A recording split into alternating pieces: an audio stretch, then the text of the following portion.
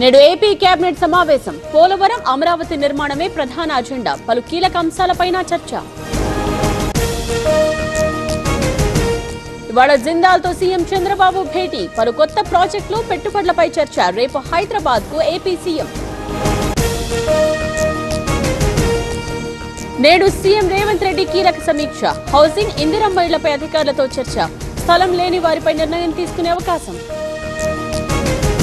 రైతు భరోసాపై కీలక సమావేశం. నేడు భట్టి అధ్యక్షతన కేబినెట్ సబ్ కమిటీ భేటీ. విధి విధానాలను నిర్ణయించే ఛాన్స్. సీఎంఆర్ లో వీడియోల వివాదం. ఇంజనీరింగ్ కాలేజ్ ఎదుట విద్యార్థినుల ఆందోళన. పోలీసుల అదుపులో అనుమానితులు. తెలంగాణలో టెట్ పరీక్షలు 2 సెషన్స్ లో నిర్వహణ. 2.75 లక్షల మంది అభ్యర్థుల హాజరు.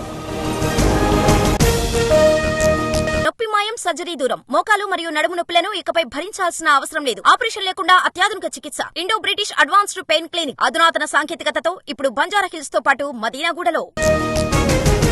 ఎమ్మిగనూరు కాలేజ్ లో లైంగిక వేధింపులు. విద్యార్థినితో లైబ్రేరియన్ వికృత చేష్టలు. గుణపాఠం చెప్పిన బాలిక తల్లిదండ్రులు.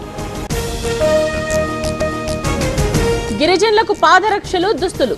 గుత్తికోయగూడల్లో అందచేత. ములుగు జిల్లాలో పోలీసుల ఔదార్యం.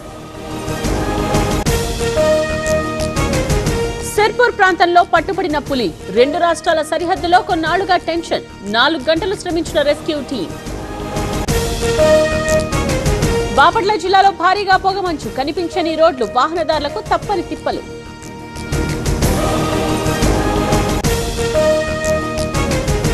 మల్లోజుల వేణు భార్య తారక్క లొంగుబాటు. సీఎం ఫడ్నవీస్ సమక్షంలో జనంలోకి. 170 కేసులో కోటికి పైగా రివార్డ్.